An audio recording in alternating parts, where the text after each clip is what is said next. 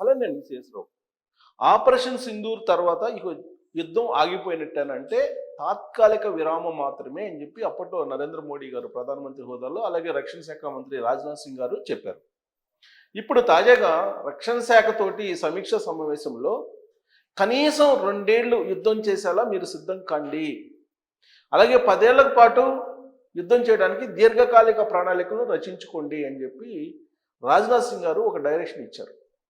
అంతేకాదు సాంప్రదాయ యుద్ధాల టైం ముగిసిపోయింది, రాబోయేటువంటి రోజుల్లో మొత్తం టెక్నాలజీ పరంగా ఉంటుంది, దానికి మనం సిద్ధం కావాలి, మధ్యకాలిక దీర్ఘకాలిక ప్రణాళికలు రచించండి అని చెప్పి ఒక దిశానిర్దేశం చేశారు అని అంటే యుద్ధం అంచున భారతదేశం ఉందా అనేటువంటి అనుమానం రాక మానదు. కారణం ఏంటంటే ట్రంప్ ఉద్రిక్తతలను రెచ్చగొడుతూ ఉన్నారు. ఆసియా దేశాల్లో గ్రిప్ రావాలంటే కనుక యుద్ధాలు రావాలి, అందుకే పాకిస్తాన్ని ఒక పావుగా పెట్టుకొని ఆడిస్తూ ఉంది అమెరికా. బహుశా ఆ కోణం నుంచి ఆలోచించే రాజ్నాథ్ సింగ్ గారు యుద్ధానికి సిద్ధంగా ఉండాలి, కనీసం 2 ఏళ్ల పాటు యుద్ధం చేయడానికి సిద్ధంగా ఉండాలని చెప్పి ఆయన చెప్పడం అనేది ఇప్పుడు భారతదేశ వ్యాప్తంగా ఒక పెద్ద చర్చనీయాంశమైంది. రాబోయే రోజుల్లో మళ్ళీ పాకిస్తాన్ భారతదేశం యుద్ధం రాబోతుందా, ట్రంప్ పాకిస్తాన్ రాబోతూ ఉన్నారు, వచ్చిన తర్వాత ఏం జరుగుతుంది అనేది ఒక ఆసక్తికరమైనటువంటి అంశంగా కనిపిస్తూ ఉంది. అందుకే రాజ్నాథ్ సింగ్ గారు ఆధునిక పరిజ్ఞానంతో కావాల్సినటువంటి అన్ని ఆయుధాలను సమకూర్చుకోండి అని చెప్పి భారత త్రివిధ దళాలకు ఆయన సందేశం ఇవ్వడం జరిగింది, దిశానిర్దేశం కూడా చేయడం జరిగింది. దానికి సంబంధించి ఇప్పుడు హాట్ టాపిక్గా ఉన్నటువంటి న్యూస్ని నేను మీకు చదివి వినిపిస్తాను. సో సాంప్రదాయ యుద్ధాలు ముగిశాయి, కొత్త సవాళ్ళకు సిద్ధంగా ఉండండి, అంటే యుద్ధానికి సిద్ధంగా అండి. సాంప్రదాయ యుద్ధాలకు కాలం చెల్లిందన్న రక్షణ మంత్రి రాజ్నాథ్ సింగ్. సమాచార జీవ సైద్ధాంతిక యుద్ధాలకు సిద్ధం కావాలని సైన్యానికి పిలుపు. సో సమాచారం అంటే టెక్నికల్ యుద్ధానికి, అలాగే జీవ యుద్ధానికి అంటే మనం కరోనాను చూసాం, అలాంటి యుద్ధాలు కూడా వచ్చే అవకాశం ఉందని చెప్తున్నారు.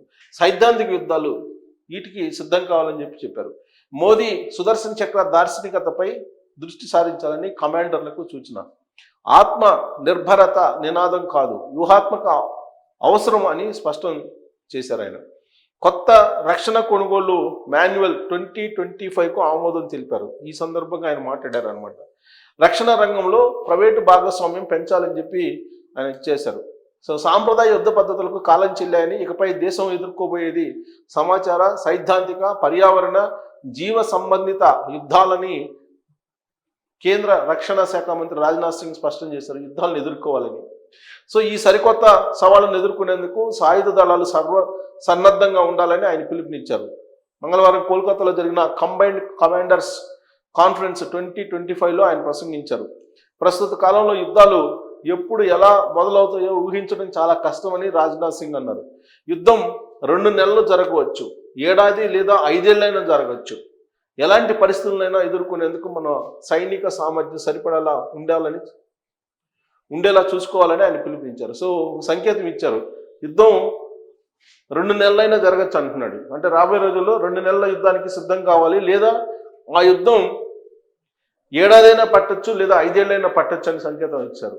అంటే యుద్ధం అంచున భారతదేశం ఉంది.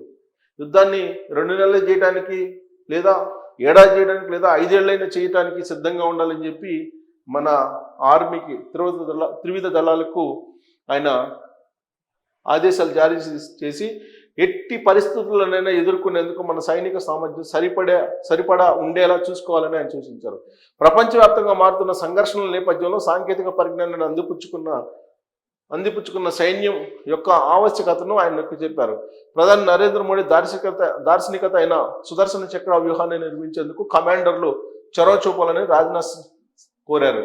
ఈ లక్ష్యాన్ని సాకారం చేసేందుకు వాస్తవిక కార్యాచరణ ప్రణాళికను రూపొందించేందుకు ఇప్పటికే ఒక కమిటీని ఏర్పాటు చేసినట్టు తెలిపారు. రాబోయే 5 ఏళ్లకు మధ్యకాలిక 10 ఏళ్లకు దీర్ఘకాలిక ప్రణాళికలను సిద్ధం చేయాలని సూచించారు.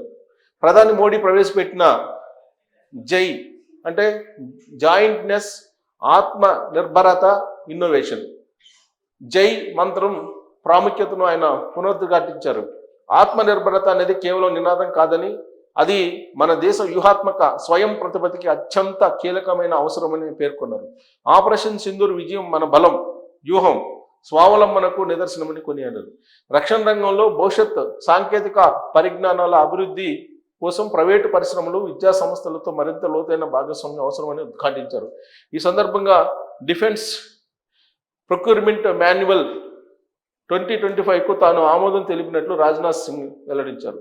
కొనుగోలు ప్రక్రియను సులభతరం చేసి జాప్యాన్ని తగ్గించేందుకు డిఫెన్స్ అక్విజిషన్ ప్రొసీజర్ 2020ను సవరించినట్లు తెలిపారు. ఈ సమాజంలో chief of defence staff general Anil Chauhan, త్రివిధ దళాధిపతులు general Upendra Trivedi, admiral Dinesh K Tripathi, air chief marshal AP Singh, DRDO chairman Sameer V Kamat తదితరులు ఉన్నారు. కీలకమైనటువంటి వాళ్ళందరూ ఉన్నారు.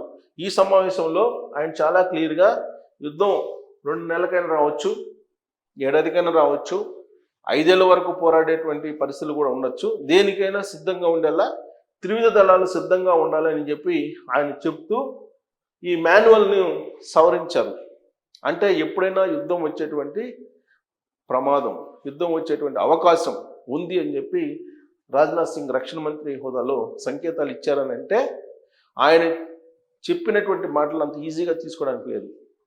ఎందుకంటే రక్షణ శాఖ మంత్రి హోదాలో త్రివిధ దళాల అధిపతులు పాల్గొన్నటువంటి సమావేశంలో ఆయన ఈ మాటలు మాట్లాడారని అంటే ప్రపంచవ్యాప్తంగా ఉన్నటువంటి పరిస్థితుల దృష్ట్యా మాట్లాడారు అని చెప్పి అనుకోవడానికి లేదు.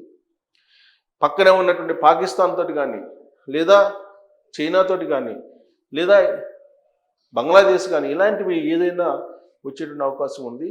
ట్రంప్ వేస్తున్నటువంటి ఎత్తుగడలను గమనించినటువంటి భారత ప్రభుత్వం ఇప్పుడు త్రివిధ దళాలని సిద్ధం చేస్తుంది, యుద్ధానికి సిద్ధం చేస్తుంది. సో యుద్ధం ఎప్పుడైనా రావచ్చు అనేటువంటి సంకేతాలు, యుద్ధం ఏ క్షణమైనా రావచ్చు, అప్రమత్తంగా ఉండండి అని చెప్పి సైన్యానికి ఆయన ఒక ఆదేశాలు దిశానిర్దేశం చేశారని అంటే ఏదో పొంచి ఉంది సరిహద్దు దేశాలతోటి భారతదేశానికి యుద్ధ రూపంలో అనేది క్లియర్గా ఆయన మాటల ద్వారా అర్థమవుతుంది.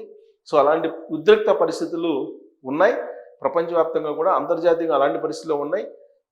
ట్రంప్ వేసేటువంటి అడుగులను బట్టి, ట్రంప్ పాకిస్తాన్కి ఇచ్చేటువంటి ఊతాన్ని బట్టి, రెచ్చగొట్టేటువంటి తీరును బట్టి సరిహద్దు దేశాలు వ్యవహరించే అవకాశం ఉంది. కాబట్టి ఇప్పుడు భారతదేశం యుద్ధానికి ఏ క్షణమైనా సిద్ధంగా ఉండాలి అనేటువంటి పిలుపు రాజ్నాథ్ సింగ్ గారు ఇచ్చారు. మరి రాబోయే రోజుల్లో యుద్ధం మళ్ళీ రాబోతుందా అని అంటే ఆల్రెడీ ఆపరేషన్ సింధూర్ అనేది తాత్కాలిక విరామమే అని చెప్పి ఆల్రెడీ చెప్పారు. కాబట్టి మళ్ళీ ఆపరేషన్ సింధూర్ మరో రూపంలో వచ్చేటువంటి ఛాన్సెస్ ఉన్నాయా అనే దాని మీద మీరు కామెంట్ చేయొచ్చు. Thank you.